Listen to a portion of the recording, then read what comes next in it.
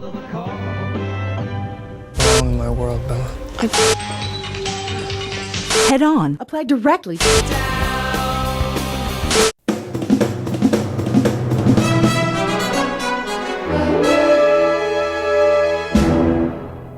I've got some bad news for this show. It's gonna be a little disturbing. I want to do some extra research for the show, and so I went to Cool World, and wait. I'm only human. I had sex with a doodle, and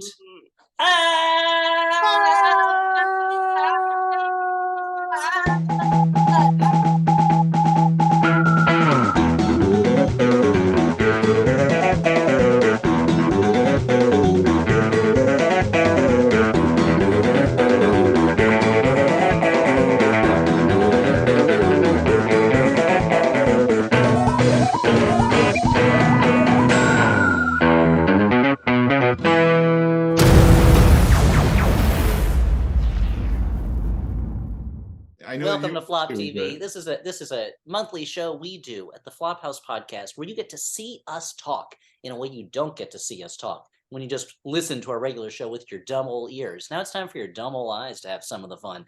I'm joined by my co-hosts. Oh, Dan McCoy. And Stuart Wellington.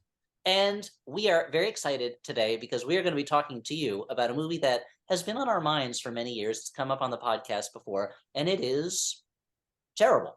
I think I'm being a little harsh. We'll get into it. By the way, my hands are cured. I'm better now. We'll get into it. Great. Just like in the movie, it comes and it goes, ah!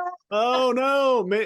You got to stick the spike in the top of that tower again. We'll get to that. The part of the movie that decides it has to have a plot all of a sudden. But before we get into the film, Stuart, I believe you have a special presentation. I have a special presentation for y'all. Let me take care of this. Let's see if I have an issue. I don't think I will. I think it's going to be perfect. Okay. Hey, guys. Today we are going to be talking about a little movie called Cool World. A movie about a guy who's down so bad for a cartoon character, he almost destroys the world. So, of course, my PowerPoint presentation is all about that type of shit. Dan McCoy's top 10 most fuckable cartoon characters. Oh, just kidding. That's the most easy PowerPoint presentation to do. I could do a top 20 most fuckable cartoon characters, but instead I'm going to do something else completely different. Because you know what's a cool world, everybody? Earth. And you know what's a cool part of this world? Greece. That's right, the home of the Greek gods. And it's also home of Rotting Christ, a black metal band. And also recently, it was the vacation destination of Stuart Wellington. There's me. And I thought, what better use of everybody's time tonight than for me to make you look at my vacation pictures? Okay, let's get started. Why don't we? Okay, so my first slide here, that's what? That's a hat I almost bought. Now, I was on vacation. When you're on vacation, everybody, you can be somebody different. You're in a different country. You might get different clothes. In this case, I was like, maybe I'm going to become a hat guy. What would I be like as a hat guy? Like that? Like that? Oh. So here's some more hats I considered buying. I did not buy them, though. Yeah, that was my question. Did any of these hats go from consideration to actual purchase? This reminds me of when our former coworker Elliot said that Elliot wasn't my former coworker. He's me. Thank you. Elliot, you and I had a former coworker named JR who said he had the option to see Prometheus, and I like seeing the optional hats that you could have optionally bought. Exactly. So here's a picture of me at dinner. This is if you bought a hat made out of a giant thumb, a giant blurry thumb. What was I eating? Looks like I had a Greek salad. That's right. I had a lot of it. You got some feta, you got some olives. I guess I had some leftover onions and tomatoes there. Yeah, I had enough, Okay, what's next? There's me, yours truly, in Lake Vuliagmeni. Here's some Greek children. They were not good at giving directions. Here's some more hats. I did not buy any of them, but I definitely considered it. There's a cat I saw in Athens getting a little bit of shade. It was hot there. Here's two minotaurs. I think they're in love because they're holding hands. That's for Minotaur Romance. Yeah. Uh-oh, celebrity sighting. We got Stuart Wellington in the picture. Wait, how did you do that, Stuart? Oh, yeah. Let's see. But what's Stuart taking a picture of? Let's flip the view. Oh, it looks like a boat full of trash. Speaking of waste, I saw this sign in one of the bathrooms. It's informing us Americans of some basic rules that we need to please be aware that Greek pipes, I'm just translating it for you guys. You guys don't speak Greek. No, Greek pipes are smaller than American pipes, so please throw the toilet paper in the garbage can. Otherwise, we'll have to call Mario the video game character. Yeah, because the Koopas will come out of the pipes. Yeah. So are Thank they you saying for- you throw the toilet paper with poop on it in the garbage can? Yeah, that's how they do it in other countries, Elliot. This is how they do it in the birthplace of democracy. I mean, their pipes don't work. Okay, so fair. Here is another hat I almost bought. Okay, and I was in my hotel room in Athens, and I wanted to watch a movie. So here's some of the movies that were available. We got Bad Blood, Bottled with Love, Deadly Radio Romance, Girls Getaway Gone Wrong, Killer Assistant, Love at Daisy Hills, Love at Sky Gardens, The Alleged Abduction, The Office Mix-Up, My Best Friend's Bouquet, Love at Look Lodge, The Legend of Alice Flagg, Hush, Little Baby, Fatal Following, Daughter in Disguise, Below the Surface. Now, of course, of these options, the one that intrigued me the most was right there, Daughter in Disguise. So I did a little bit of research. Turns out it's a Canadian TV movie, also known as Sinister Switch. Now, I didn't actually watch it because it was like 10 euros to rent. And I'm like, that's crazy. Why would I do that? Did you look up that's really Olivia?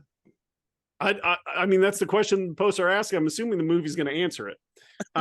Okay, so the name Olivia reminds me of olives, something they make in Greece. So I'm just wondering if you took any pictures of the things that you did in Greece, as opposed to the things you considered and then didn't do. Let's find out. Oh, there's another hat I almost bought. This was on a cruise ship. It came with a pipe as well. Somebody found the gym. That's right. I was working out on that cruise ship. Here's another cat. I think this one's on Simi Island. So that was not on the cruise ship. Nope. Here's some more hats on Simi Island. Here's me on the cruise ship hanging from a net. Here's a Turkish McDonald's. I think this is me on the treadmill. I can't really tell. It's not a very good picture. Here's some more hats. Here's some geese in Greece. I feel like this is when Dave and I start getting resentful about the amount of effort we put into our presentations. Okay, guys, look at here. This is a cool truck I saw. It's a Song of Ice and Fire themed truck. On one side, you got Daenerys Targaryen, Daenerys Stormborn, and on the other side, you have Jon Snow if he was played by Jared Leto. Very cool. I wanted to steal that truck. Okay. John Morbius. And then finally, here's our last batch of hats. We have a hat I saw in Mykonos that says bonjour bitches. Now, before I say bonjour, you guys I'm at this point dying for some actual stuff in Greece, okay? I've been fucking around a little bit, so we finally got a pick. I'm gonna take you all the way to the top of the Acropolis. We got me standing in front of the Parthenon. Right here. Oh, look at that. That is a piece of history right there. But where's Stuart? Is Stuart there? Let's see. Happens? Let's zoom in here, guys. Enhance. Enhance. Your computer. Up there. Wait. Up. There he is. Oh, there's Stuart. I was there for real. This isn't a bit. Stuart. And then like a creep.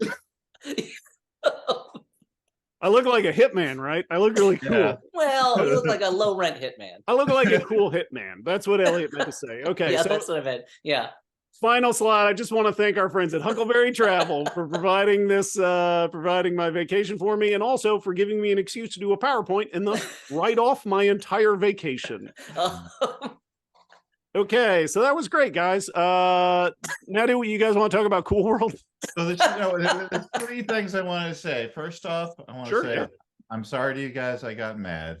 I was very flustered. I wanted to put on a good show. I felt attacked unfairly, but it was just my own bad feelings causing me to lash out at you, people nearest to me. And so hey, Dan, it's hard to keep your cool, World. sometimes. Oh shit. So that's why He is having a moment of honesty, and you just did a fucking bit. That sucks. I'm sorry. I I'm more apologize. comfortable with that anyway. I'm more comfortable. Number two, the hats. Yeah. Did you take those pictures knowing you were going to use them in the presentation, or did you just take a bunch of pictures of hats? That's an answer for the Q&A section of this show, Dan. Okay, I feel like that, please. Stuart's transitioning into the how-to with John Wilson period of his life, where he just takes pictures That's what of I felt anything, like. anything, in the hopes he can use it later. Number three, I just wanted to say that I'm honestly glad you translated that picture, the pipe sign for me, because in my head what that was saying is Greek flags are smaller and thus fit easier down the pipes. American flags only flush Greek flags, please. Yeah, I actually had to stop. There's a guy who was trying to stuff flags down the toilet. I'm like, guys, no, don't do that. You're misinterpreting the sign. Easy mistake to make. Okay, well, thank you for that educational presentation. Oh, you're welcome. It actually, I mean, we haven't seen a lot of Stuart's Greek photos because he was taking a social media blackout for a little while. I'm doing this thing called looking out for my mental health. I think that's, as seeing as you took a roll of photos of hats you didn't buy, I think that's a good that you're to prioritize your mental health. Yeah.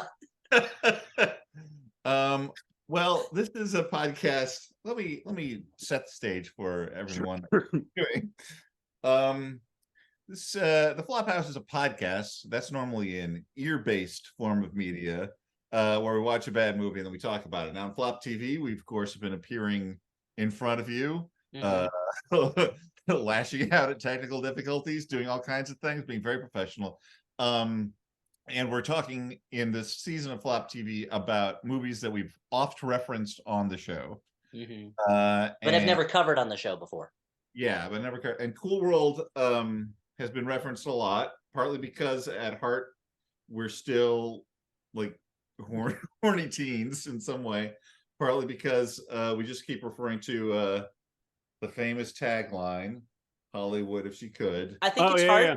It's hard, I think, for anyone younger than us to understand how in relationship of people who saw the movie and the quality of the movie and way that it managed to worm into the brains of a certain generation of boys. It's so out of balance. And if you read a comic book in 1992 and flipped to the back cover and saw the advertisement, you would think Cool World was the biggest motion picture in history. Like, this was the Gone with the Wind of the 90s. Like, it was every single comic book had a Cool World ad on the back. Hollywood if she could. What would she if she could she?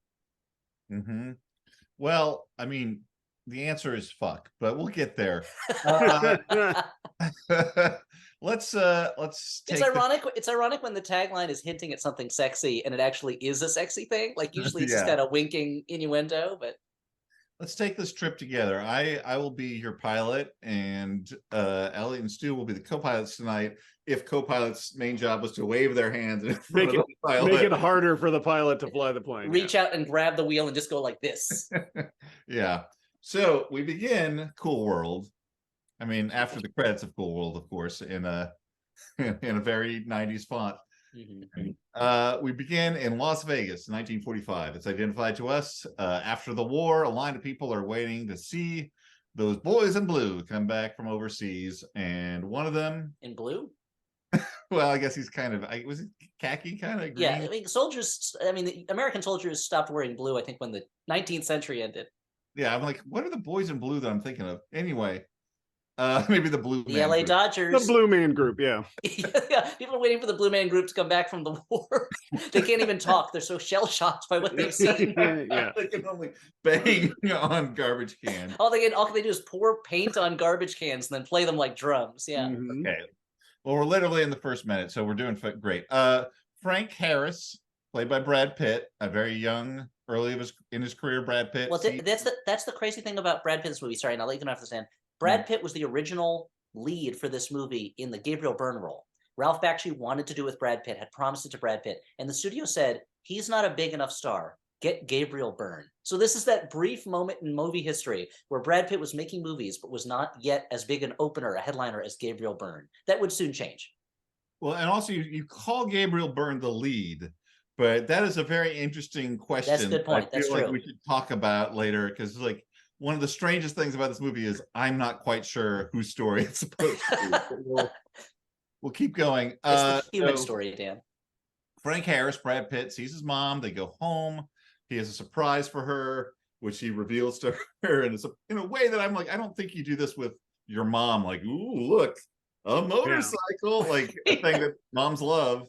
But another in time situation, right? Is that the movie? Yeah. Frank takes his mom on a ride. Unfortunately, there's this drunken couple at a place that just says gambling in big letters. And they are cartoonish drunken joyriders. They literally throw a bottle out of the car as they're driving. And unfortunately, a crash. His mom dies. And then suddenly we're in a world that seems a little cooler. Does it? Not yet. And maybe not ever. There's a movie called The Cool World, which is about kind of drugs in the world of jazz and things like that. Or maybe getting mixed up with The Connection. But anyway, it's a jazz-based movie. So you're like, oh, this makes sense. Cool World, even though the animated characters say like, this is called The Cool World, there's nothing really that cool about it. Like it's not what I'd call cool. As a kid watching this movie, up to this point, I'm like, when are they gonna get to the cool world? And then when the mom dies, I'm like, thank God she's out of the picture, so we can go to a cool world. One less live action person, so we can get to the tunes. Well, I think we'll get into this too, but like this opening segment like provides, I guess, a motivation for Brad Pitt that I wasn't even clear existed until about halfway through the movie. It seems totally extraneous to most of the film, but and it's also completely unrelated to how he gets to the cool world. Yeah. Well, how it's a great chance for Ralph Bakshi to flex his directing real life actors muscles. He's like a regular Frank Tashlin, jumping from animation to live action. He also did one of those Rebel Highway Showtime movies, and it's terrible. That's like his full live action thing. Okay. He's a regular Brad Bird. Anyway, just jumping from cartoons to live action. Yeah. Doc Whiskers, as we find out, this scientist character that we now see, voiced by Maurice LaMarche, cartoon voice MVP. He's like, "Oh, my spike works," and we're like, "Great! I know exactly what that means right off the bat." He's opened a portal to the other universe, and Frank gets sucked into Cool World, and they explain a lot of things.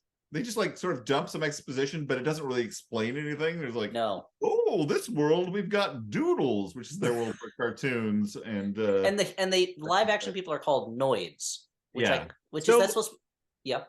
Is this the point where they explain the first most important rule of Cool World is that humans can't have sex with the cartoons? Like, it feels almost like a fucking I think you should leave sketch where like the only rule is that you like, I know what you're gonna ask. Can I fuck a cartoon? Not even that baby with the claw fingers. No, you can't fuck that baby with claw fingers. What about that talking fire hydrant? I can't just stick it in that talking fire hydrant for a couple seconds. No, can't do it. Can't do it. It is the oldest rule in Cool World we eventually learn. He doesn't learn it here, or we the audience, but we'll certainly talk about that rule. It's the question on everybody's lips at this point in the movie when we've already seen Doc Whispers and his spike.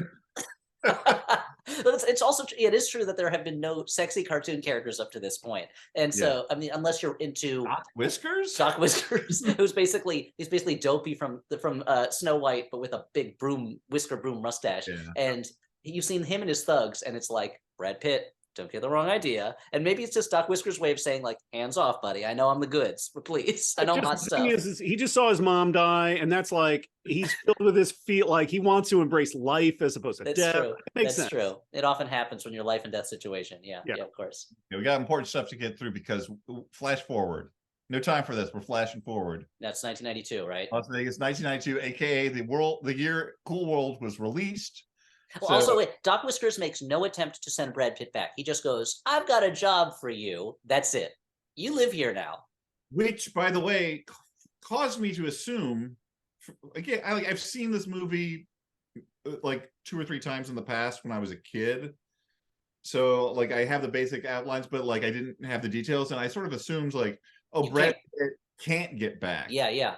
And that's why he sticks around. But we will learn that's not true. No. Anyway. Yeah, this is officially part of our Flophouse 90s flashback series now because it's 1992. Gabriel Byrne, we meet him. He's playing a character called Jack. He's in jail, probably because he's a mobster with Albert Finney. He draws a sexy blonde cartoon. He's actually in jail because he murdered someone who his wife was cheating on him with, not because of his Miller's Crossing part. You know that, Dan. It's one of those cool little character details they give this guy. Yeah, well, I think it's the one character detail they give him.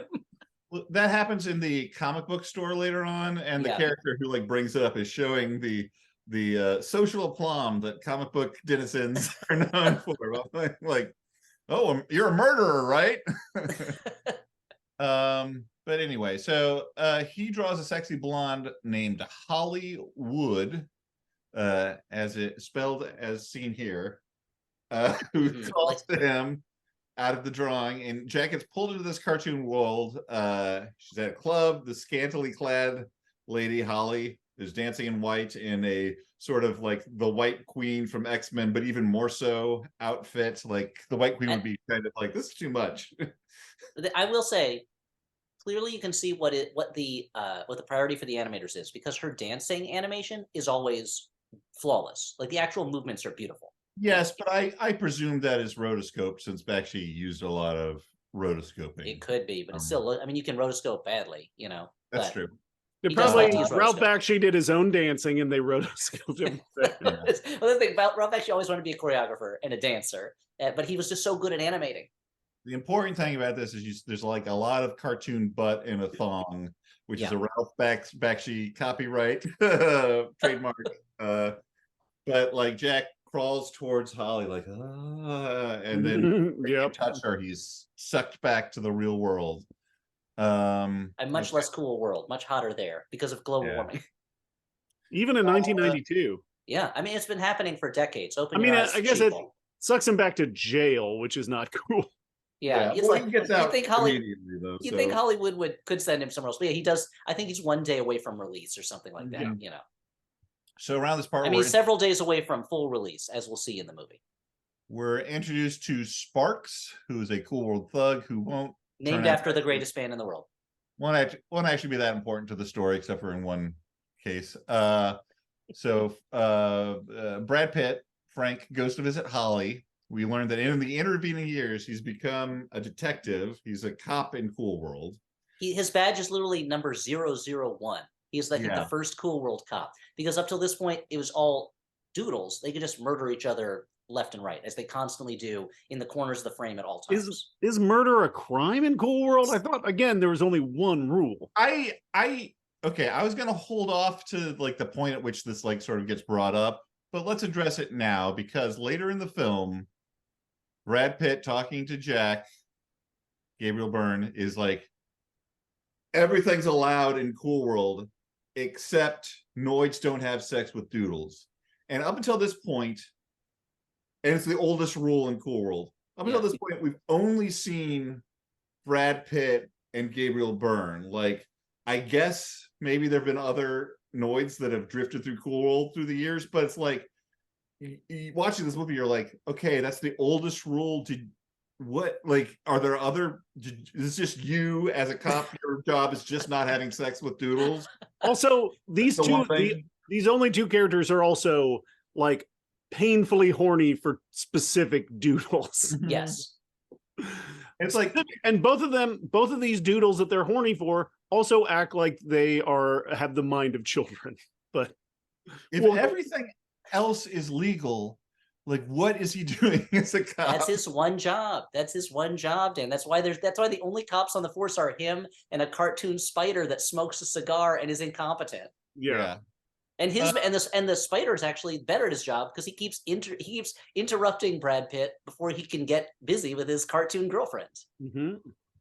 Yeah, it's a weird message too. It like feels like this weird miscegenation, like you can't sleep with I don't know. It's strange. I mean, I feel like there's so much that's so disgusting and unpleasant on the surface of the movie that we don't even need to dig that deep into Yeah, it. I feel like the more we start digging in it, it just reveals our own personal interests. Because we haven't really described Cool World itself too much, and it's such a perfect Oh, combination. And I mean perfect in a great example of, not perfect as in high quality. So you appear to be there, Elliot.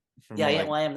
Again, I said, yeah. Unfortunately, that it's such a perfect combination of the worst elements of certain types of animation. I feel like where it's like every character is either a 1930s kind of throwback, but also all they do is drink and hit each other and sleep with each other, and it's all nightmarish. It's this combination of 30s character designs where they're like rubber hose arms and cutesy faces, and buildings that are made out of screaming mouths that are constantly killing people. It's such a frightening place. It's such an unpleasant. Well, I think that was the place intention.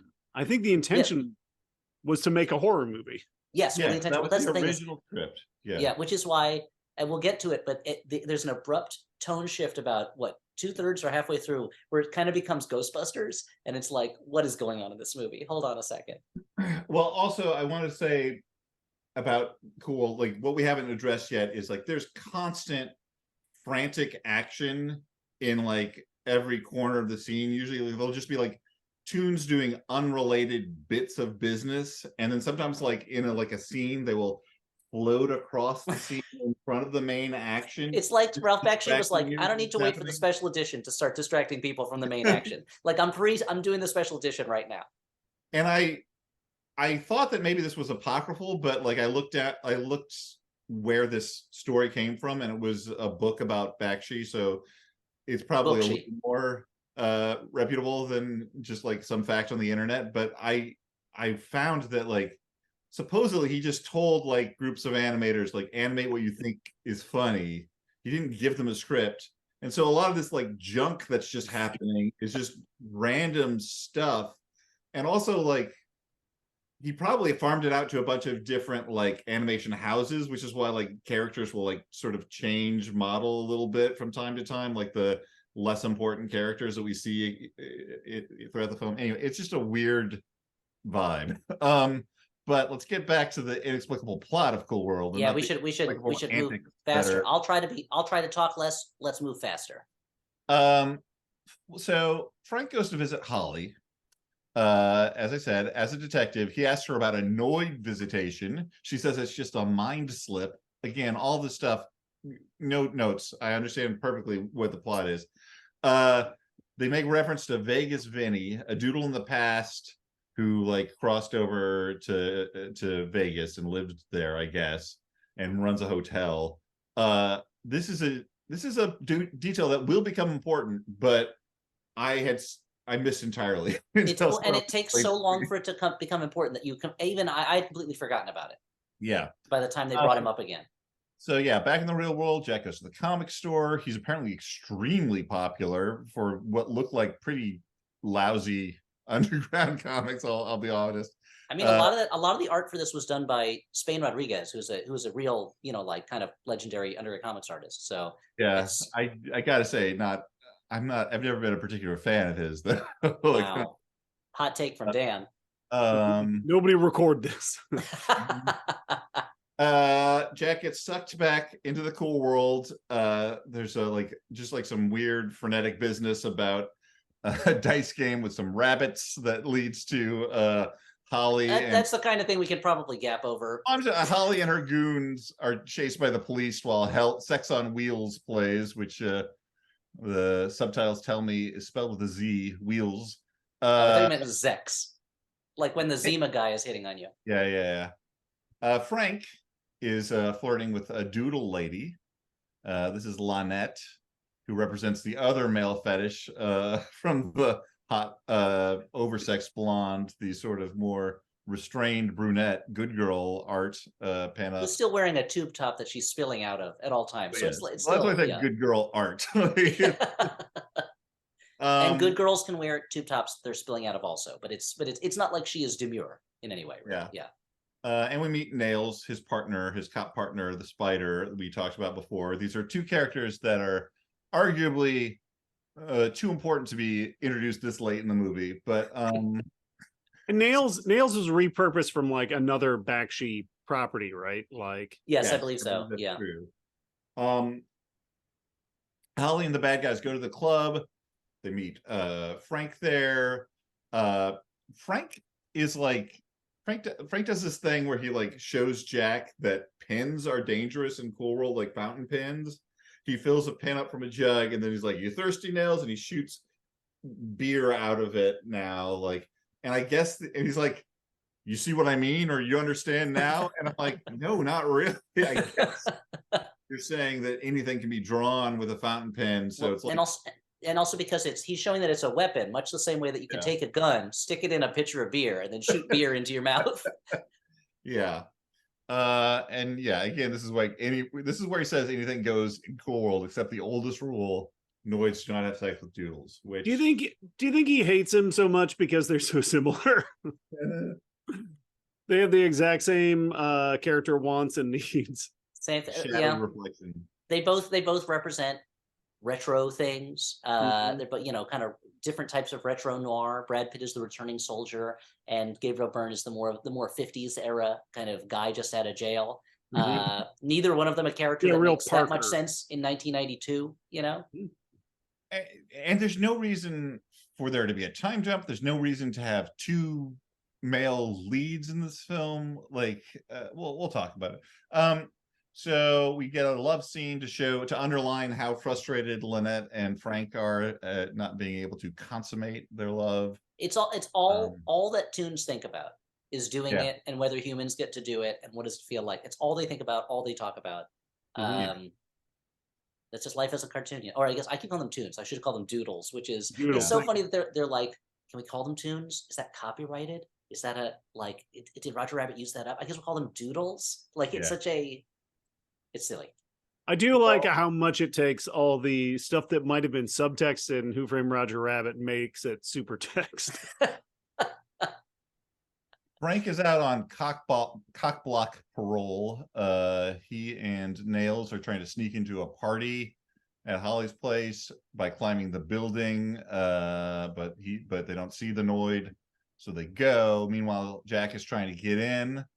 And once he does, Holly starts seducing him, and then there's this really kind of like dumb and gross like repurposing of like Bambi, a Bambi line, or the Bambi line where they're about to like have sex, and like they cut to like this bunny family, this cute bunny family, and the kid's like, "What's that, mother?" And she's like, "Man is in the bedroom," like.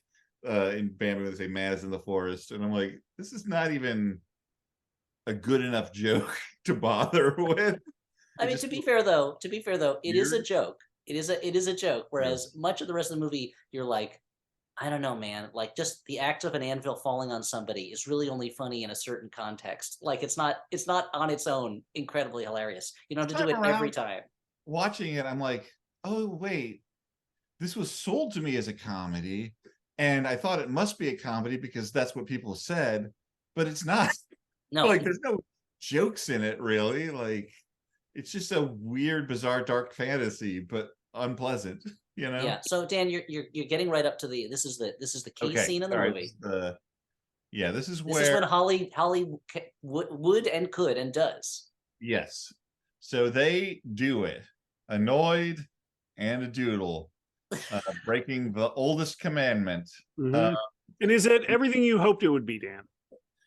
Well, apparently not for the goons who were trying to peep on it, and they claim it wasn't what they expected, but they also seem to have like a voyeur orgasm enough that they fall off the building. So now you mean Holly's goons, not of course Harry Seacombe, Spike Milligan, Peter Sellers, the radio goons. Right, they're not watching this.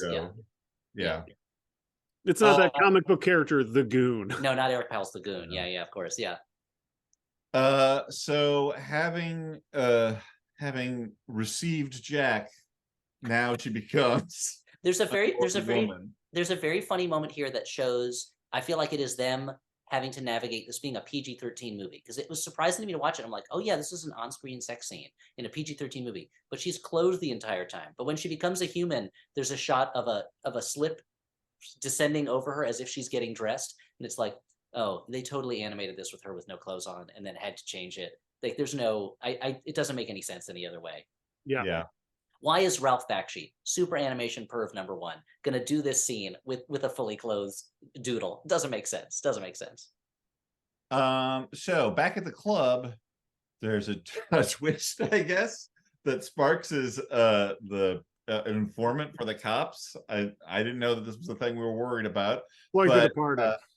Sparks tells Nails about Holly's plan to seduce Jack and thus jump worlds.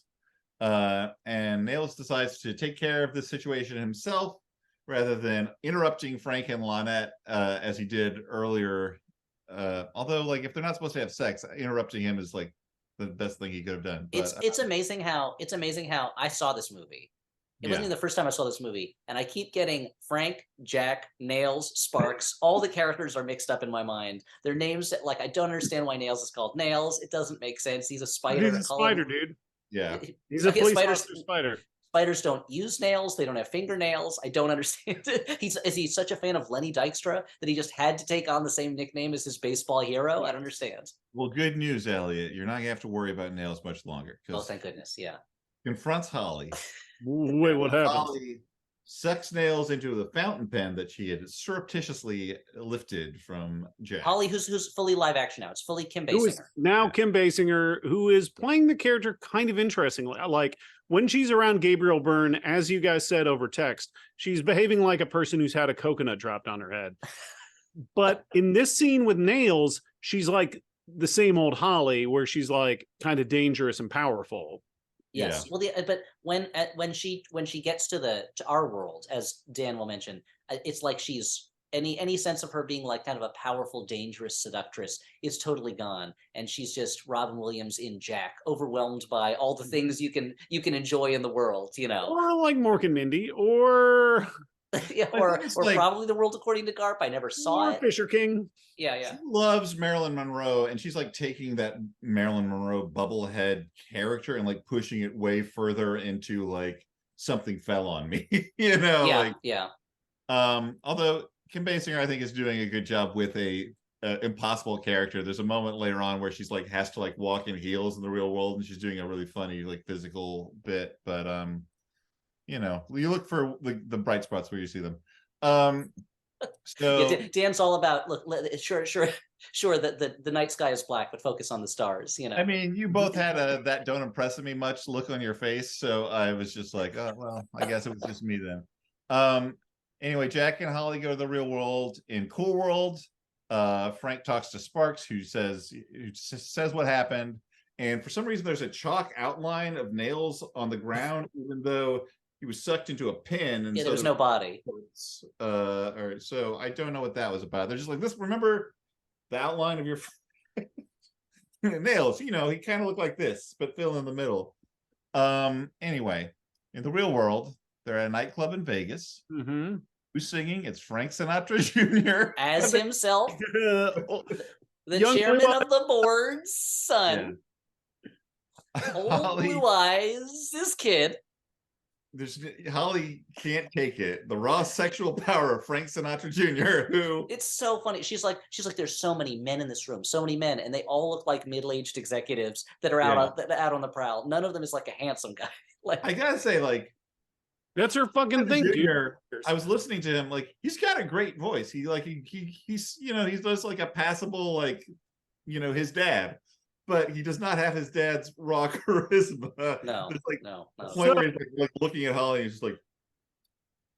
I was kind of surprised to find out that Kim Basinger did the other part of that duet. Like she actually sings on the track. Yeah, they sing "Let's Make Love Together." Jack, and then while this is going on, he's like, "Hey, that's my girl," and he gets bounced. And that was a huge hit off the soundtrack, right? It was a big hit of the summer. Yeah, everyone was singing it. It was everywhere. Yeah, and that particular version of it, the Frank Sinatra Jr. Kim Basinger version. Yeah. Which one are you talking about? This on is, the by original the way, vinyl. Like if you're looking for a silver lining in Cool World, it's this. Yeah. But anyway, so in the real world, like now they're starting glitching. Like Holly is glitching into a cartoon. Jack is glitching into a tune as well. Not her other cartoon self, a different cartoon. A goofy one. Yeah. A kind of grown-up Raggedy Ann type, Raggedy Annie type character, you know. Yes. Although I will, and these scenes, again, this is stuff where the animation live action merging effects in this movie do not look amazing, especially after Roger Rabbit, a legitimately amazing looking movie. But the scenes where the animation is flashing on her and it's synchronized with her movements, maybe it's because Bakshi's so used to rotoscoping. Each time I was kind of impressed with how well that worked, how well those movements lined up, you know. Yeah. No, that was a fun bit. There's some good animation here. I'm gonna get to the thing that I like pretty soon. But anyway, Frank Frank Sinatra Jr. Yeah, Brad Pitt is gonna follow. He's gonna go back to the real world. Where people stop being polite. Yeah, start being real. As opposed to the cool world where they stop being real and start being cool. Mm-hmm.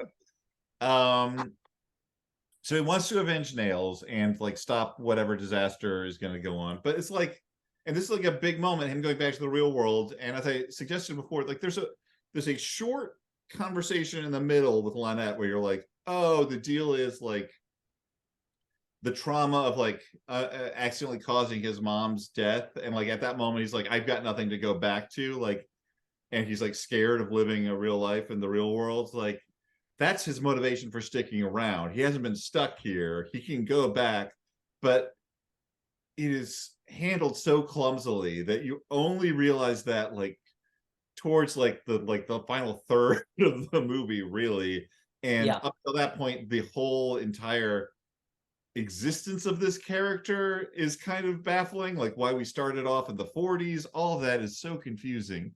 It feels very much like, oh, sorry, what were you going to say, Stu? I was just going to say the fact that like for him to go back to the real world, he has to like face and kind of re-experience the trauma that brought him there in the first place is kind of wild.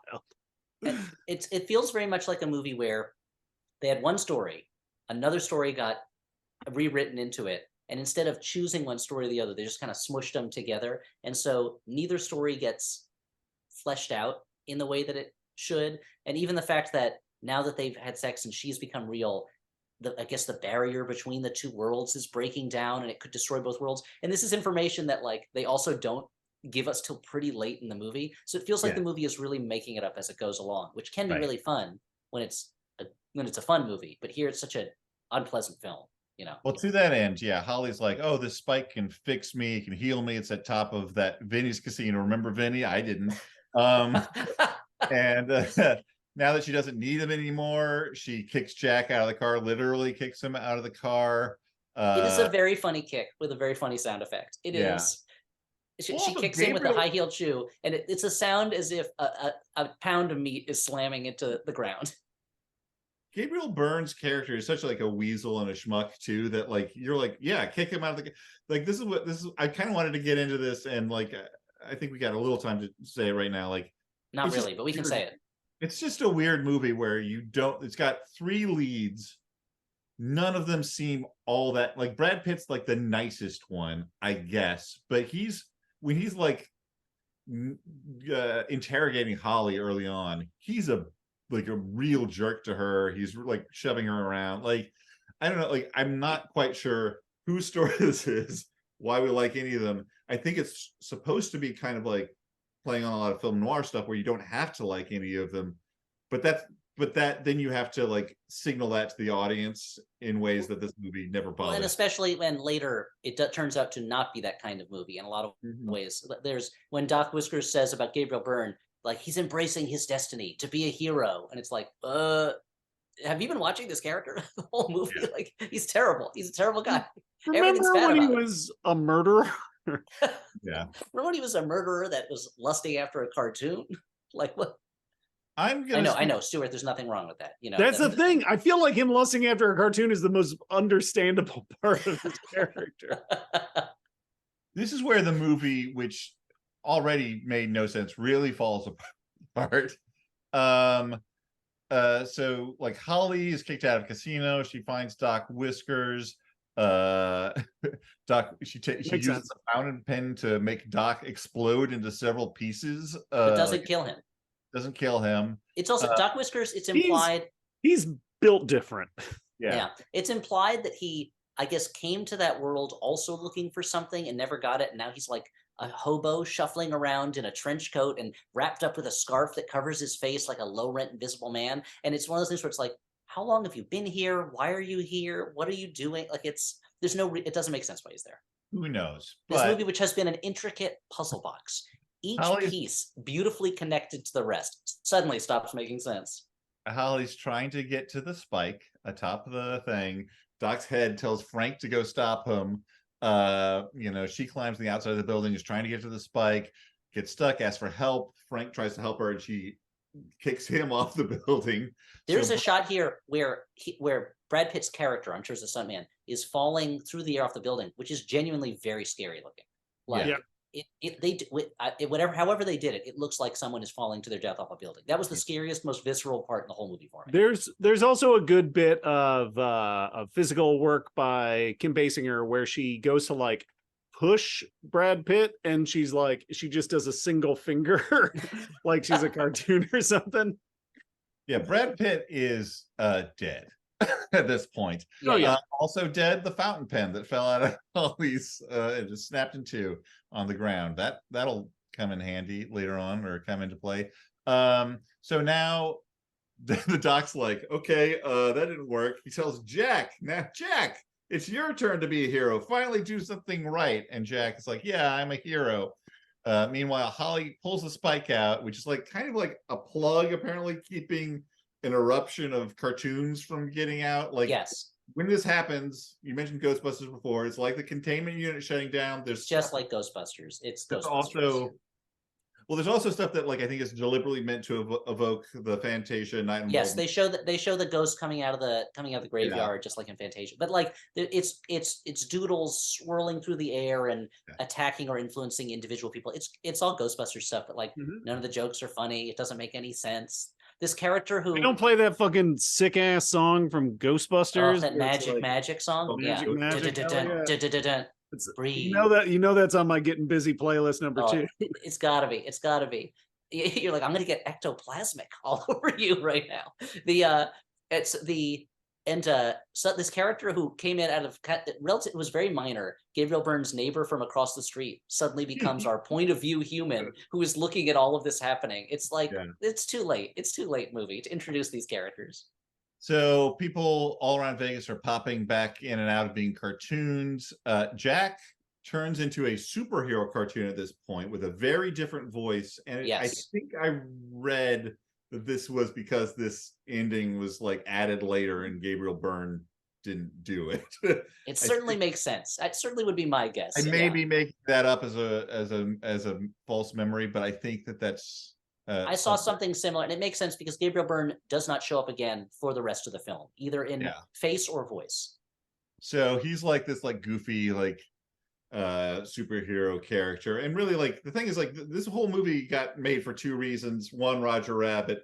2, Ralph Bakshi was on like a mini like resurgence because of the New Adventures of Mighty Mouse. This part of it feels kind of like a Mighty Mouse thing without Mighty Mouse.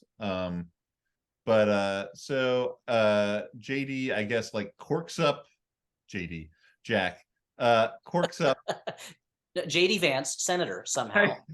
I have corks up the thing with copies of his shitty book. Jack Deeds or whatever is what that is for. Jack Deeds, He corks up the thing with the spike, and I guess that solves it, except for Holly Jack have disappeared. And Doc Whiskers is like, who knows? They may not be dead. We don't know anything about the powers of the spike. And he kind of wanders off. It'd be someone if he was like, I'm pretty much making it up as I go along anyway, so why not? Speaking of making it up as we go along, Nails takes Brad Pitt's body back to Cool World so that Lynette can properly grieve. Yeah, for a hero's burial. And Lynette's like, how does he die? And Dale says, Holly pushed him. And Lynette's like, but don't you know that when a doodle kills a Noid, they become a doodle? And I'm like, first off, you cannot make up a big rule like that at the end of your movie. No. Secondly, if that's true, why didn't you, Lynette, kill Brad Pitt way A long earlier? time ago, years ago. So he can come back as a doodle and you guys can fuck if that's what you want. Like, what is going on? Anyway, And what I'd like though is Brad Pitt then he turns into a doodle with a vastly different personality than he had before. He's suddenly like, "Hey, babe, ha cha cha cha cha, come and get it." cast off human cares. He's got a suit on. He's like, yeah. Actually, now that he's left the cycle of samsara and he no longer has to worry about karma or physical reincarnation, and is in the nirvana of being a doodle. Yeah, he's become just joyous all the time. And so then right before the credits, we see the superhero version of Jack with Holly. They're both now in a comic book. Like we see them in one panel, and Jack's jumping all over the place, making enthusiastic plans for them to build a dream house together. And Holly's like cursing the skies that she's stuck with this drip possibly for eternity now. Who knows? Like, and that's the end. The rules don't exist. Cool world, anything can happen. So yeah. Yep, we get the immortal final line, Holly calling him a pencil dick. And that's right. Credits roll, baby. Which itself, I think, is a reuse of a line of dialogue from earlier in the movie. So I think they're just. But it's appropriate because he draws. He is an artist. Yeah. It draws it all together. What is artistry? What is artistry but an attempt to replicate the only true act of creation which humans are capable of, which is reproduction, which has to be done. Wow, I didn't know I was hanging out with Alan Moore tonight. Hey, speaking of, I mean, it feels like Alan Moore was watching this movie and was like, "You're doing it all wrong. Sex with fictional cartoon characters doesn't happen this way. You know what? I've got to take my truth and apply it to the heroines of 19th century children's literature." Okay, well, surprisingly, there was some sort of comprehensible synopsis in there. I mean, you did a great job. Yeah, you did as good a job as is possible with a movie that doesn't make sense and is bad. But now is the time for us to render our final judgments.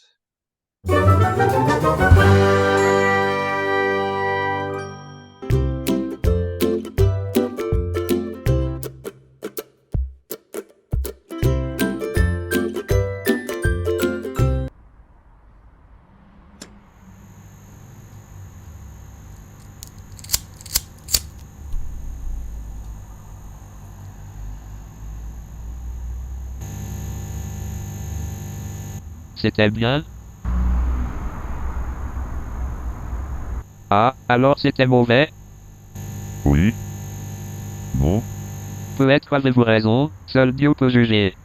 Mais Dieu est mort. Mais Dieu est mort. Alors qu'il peut passer. Alors qu'il peut passer des jugements définitifs.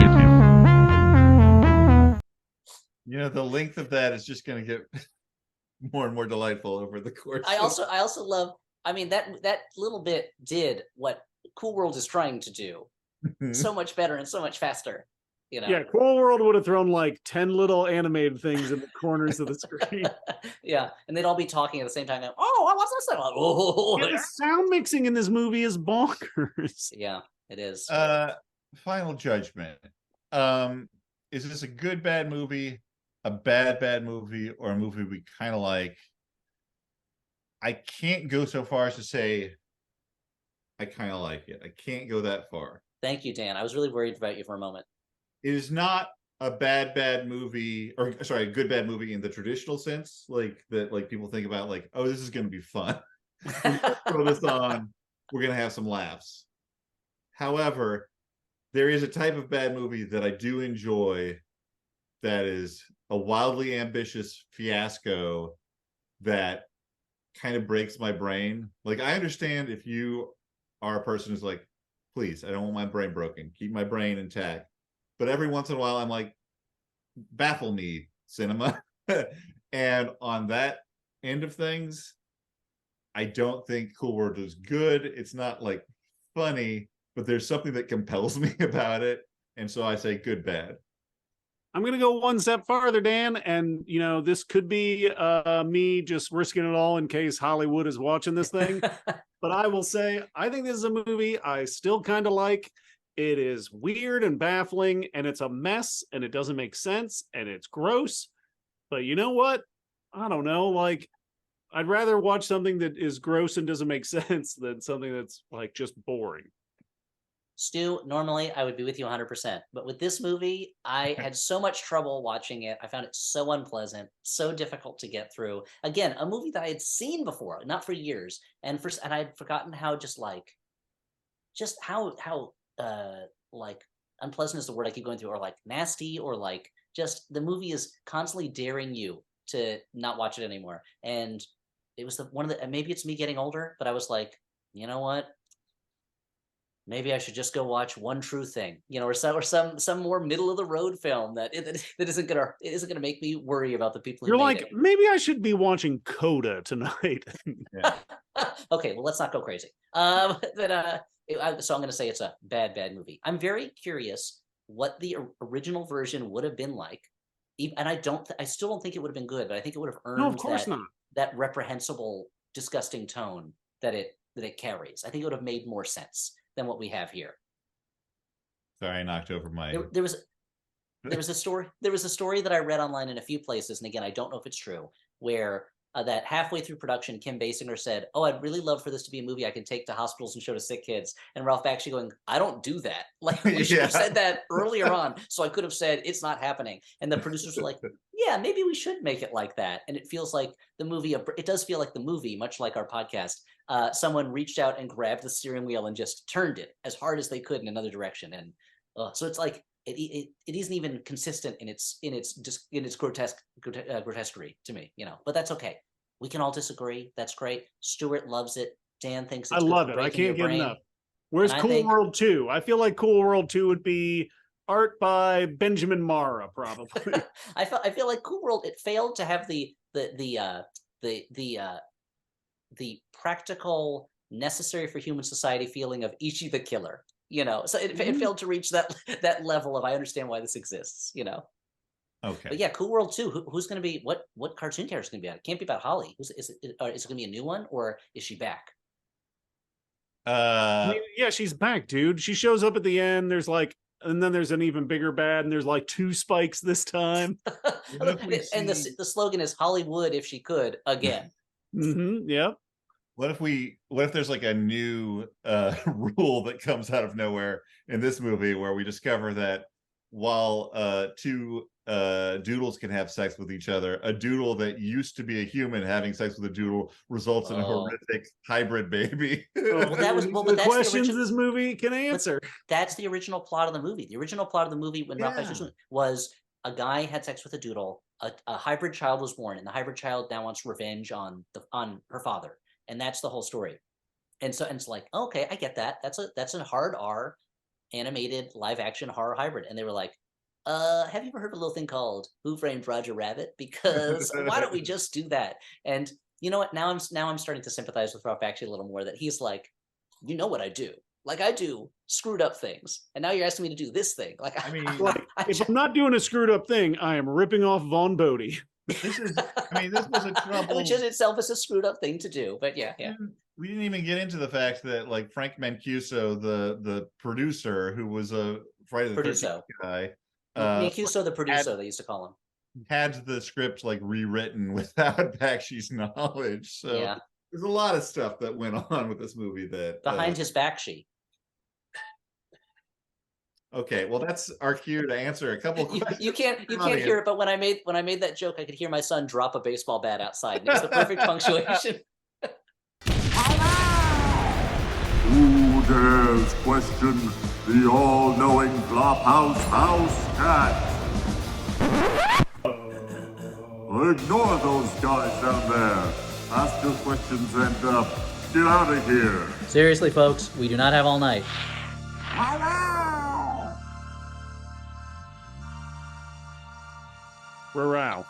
Row, indeed. Row, everyone.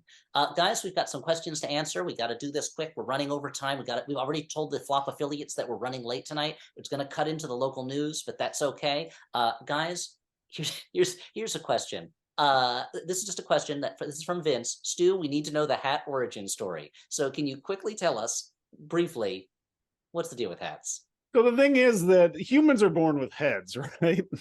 Mm-hmm. Sometimes those heads get cold. So they invented a thing that was called a head hat that you place upon your head, and it keeps your head from getting cold. It also, keeps the sun out of your eyes. So that's since been abbreviated into the word hat. It's been recently abbreviated into the word hat.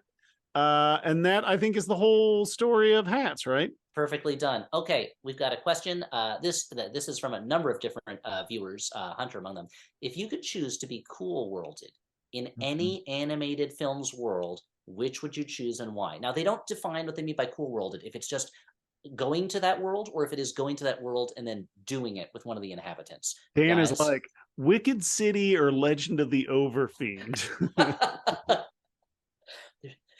He's like, I'd be pretty tough in the Fist of the North Star world. Yeah, I think I could do it. Yeah. Yeah. Was that the Book of Kells? That was pretty. I really can't think of anything. I'm just like, what is a pretty place that I want to be surrounded with? Okay, fair. That's a fair answer. I just want to hang out with Lupin the Third, dude. Oh yeah, you guys would be friends. You would get along great. I would get along so well with him. I mean, you would be the bumbling sidekick. You'd be the bumbling sidekick that he had to cover up for. Yeah. I would like keep Zenigata busy while he's off doing his crimes. And you know me, guys, I can't help but be spirited away. Okay. I want to work in a bathhouse for monsters. This giant toad man needs more hot water. You got it. That's I'm actually on it, boss. I would like to. The food looks so good. The food, when they're eating that food in the beginning and it turns the parents into giant pigs, I'm like, worth it. It looks amazing. It looks delicious and unlimited portions. I mean, I'll make a pig out of myself, literally. I gotta remember this place. Yeah, it's a little hole in the wall. It's only around every 1,000 years. So anyway, if this is a question from Megan. If you could sleep with a doodle, who would it be? For me, Li Shang from Disney's Mulan, she says. So now they're just asking the question: who's it going to be? Which doodle you're sleeping with? When I was a kid, I don't know if this is my adult choice. When I was a kid, I had the hots for Maid Marian in the Fox Robin Hood, just like ladies apparently had, or not just ladies, whatever your but the Fox Robin Hood is notoriously sexy. The guy was Robin Hood was usually the one, but I don't know, Maid Marian I liked. Yeah, sure, both of them. Yeah, they saw me across. Yeah, they liked my vibe. Yeah. And probably Josie from Josie and the Pussycats. Anyway, what do you think is the second most important rule of Cool World? This is a question from Brendan. The first rule, only rule as far as we know, is doids and noodles. Newts. The doids and noodles. That doids and noodles can't do it. Boyardees, doids and noodles. I feel like the other rule is just be doing stuff all the time. Just constantly do stuff. Always be doing stuff. ABDS. I think it's against the law to just stand there for a moment and catch your breath. You have to be constantly running around, hitting things, jumping on things, screaming your head off. It's essentially, Cool World is also essentially like 5-year-old world. I think you just have to be running around. Yeah. My rule is if there's going to be a hot lady and you're going to turn into a wolf, put a tarp down on the floor so when your tongue rolls out, you're not just getting a bunch of Yeah, you don't want to leave a tongue stain on the carpet of that nightclub that you're in, or on the tablecloth. It is flagrant how much they're treating the wolf, the lusty wolf, as if it's a public domain thing, when that was so clearly Tex Avery's thing. It's not like that was around. Yeah. I guess the word wolf was around forever, but anyway, and also the movie Wolf starring Jack Nicholson has been around since the dawn of time. Here's another question. This is from John. If you had to create a Muppet adaptation of a film previously covered on the Flophouse podcast, what would it be, and which Muppet would you cast? And he says, personally, I think Animal is a born castle freak. That's solid. That's very solid. That explains his attitude. He's already got the chains too. Yeah. It explains why he's so mad. Yeah. Of a Flophouse movie. Okay, it's gonna be Tango and Cash, starring Sam the Eagle and Fozzie Bear. That's a good one. I'm gonna give up on the idea of it being good and go to the idea of what would be the strangest choice. I think if we had a Fateful Findings with the Muppets, and Kermit as Neil Breen with his arms flopping around, knocking laptops off of tables. Yeah. I've hacked into government and corporate secrets, that kind of stuff. Yeah, sure. And I think I'm gonna do. Is it Kidnapped, the one with Halle Berry where her kid is kidnapped, or is it? Yeah. And I'm gonna be Miss Piggy in the Halle Berry role because I just want to see her. Man, that's do fucking the hi-ya chop, and run after them. Yeah. Yeah. Oh, that would be so much fun. We should do that, guys. Let's pitch this to Jim Henson Studio. I guess who owns the Muppets now? Is it Disney? Somebody that Disney does? I gotta do it. Oh boy, forget it. Disney, forget it. And we can't pitch things right now anyway. We're on strike. Okay, this is a question from Michael. Compare and contrast Cool World and Monkey Bone. Are we going to have to do Monkey Bone? I've never seen it. Are we going to do Monkey Bone on the podcast? I still haven't seen it either. I think we might have to. I think Dan's Monkey seen Bone is a much easier movie to take. I will make an argument for easier than the movie that's going to haunt me for the rest of my days that we did in this episode? Thanks, great. Like, Elliot, do you regret watching Cool World for this episode with your 2 children sitting next to you the whole time? They're always asking if they can see the movie, and I'm like, yeah, it's a cartoon. I mean, it should be fine. And what I regret the most is the talk that we had to have afterwards, where it's not so much explaining sex to them as explaining they don't have to be scared of having sex with a doodle because they don't exist and those rules aren't. Noid loves a doodle very much. Do not have sex. That's the version of the talk you give. Yeah. And they were like, so those are the Noids that ruin pizzas? And I go, this is why I didn't want to have to give you this talk. There's more than one type of Noid. Where did you learn that word? We don't say that word in this household. We never say that word. Those are pizza ruining Americans. We do not say that word. So yeah, I guess we'll have to do Monkey Bone on the podcast. Okay. Yeah, why not? Fuck it. Okay, we got 2 more questions left, and we'll do them real fast because we're running late on time. Thanks everybody for bearing with us and for sticking with us through talking long through technical difficulties. You're the greatest audience in the world. We love you very much. You've been so supportive of this, and we love it. There's 2 more questions. Is a version of this where Bakshi is unconstrained by the PG-13 rating better or worse? And this is a question from Derek. That's a good question. Is that hard R version of this movie that he was begging for, is that better or worse? I don't know if it's better or worse. I bet it's more comprehensible. I bet it has a more comprehensible plot. I will say that. Have you seen a Ralph Bakshi movie? Well, that's what I'm saying. Like, Ralph Bakshi is someone, we've said it before, I am glad exists out there in the world. Like, I appreciate the idea of Ralph Bakshi. Trying to watch his movies is usually very unpleasant.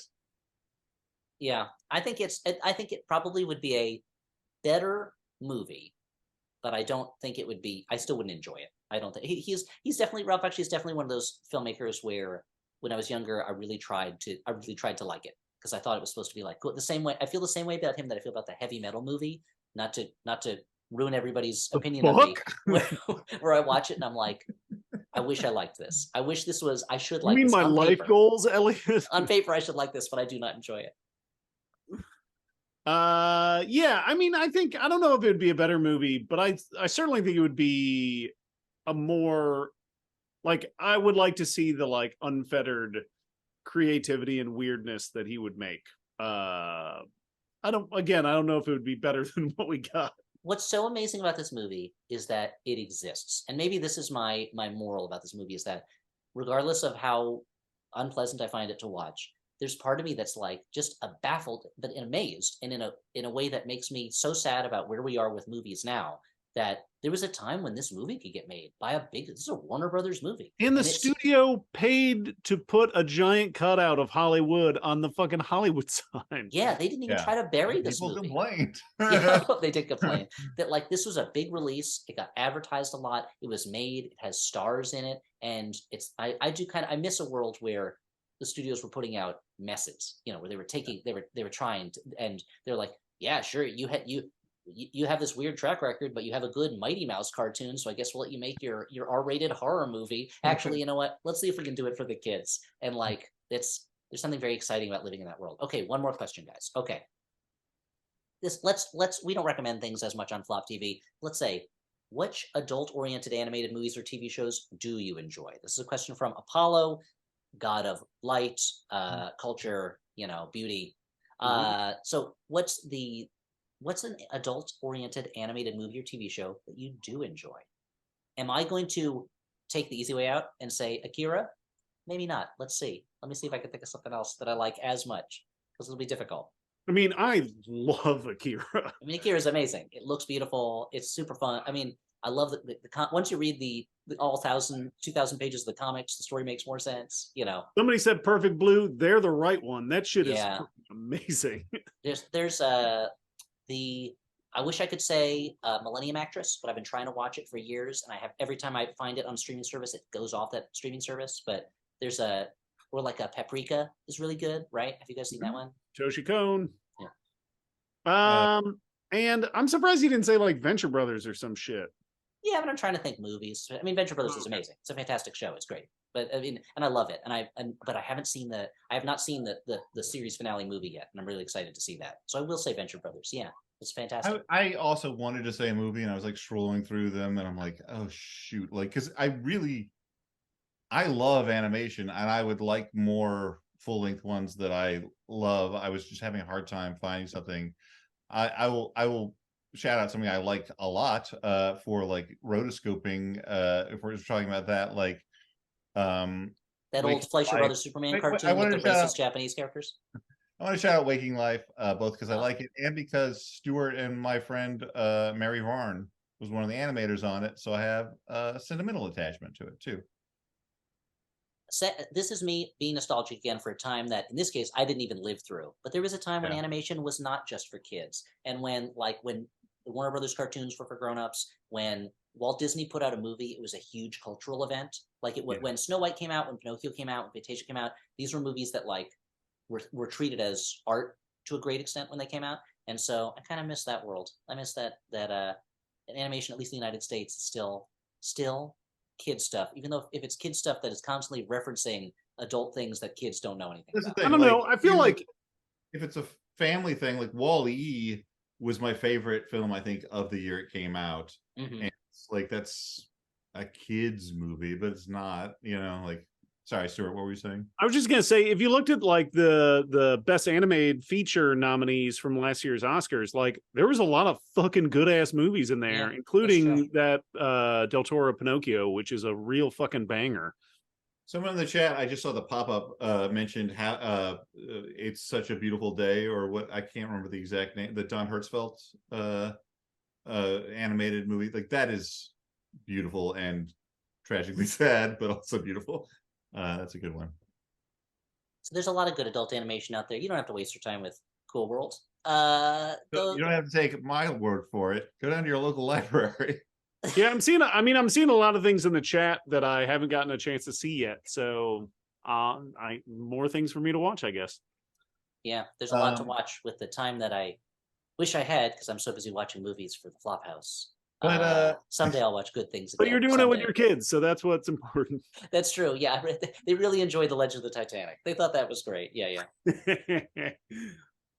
Before we sign off, we should do what we've been doing with the FlopTV, which is say one thing that we learned from this movie. What did we learn from the movie we watched tonight? I'll say that I learned from this movie that in Cool World, a fountain pen is dangerous because it can create beer. And I'm going to say I learned that my crush on Hollywood has only deepened with age. And I learned that Frank Sinatra Jr., he still got it. As of 1992. Young Blue Eyes still got it. Still got it as of 31 years ago. Well, thanks to everyone who's watching. Thank you for being here. We couldn't do it without you. Stick around. We couldn't and wouldn't. Holly wouldn't and couldn't without you. Yeah. Stick around after the sign off for our credits. And for the Flophouse, I've been Dan McCoy. I'm Stuart Wellington. I'm Elliot Kalin. Thank you so much, everybody. Bye.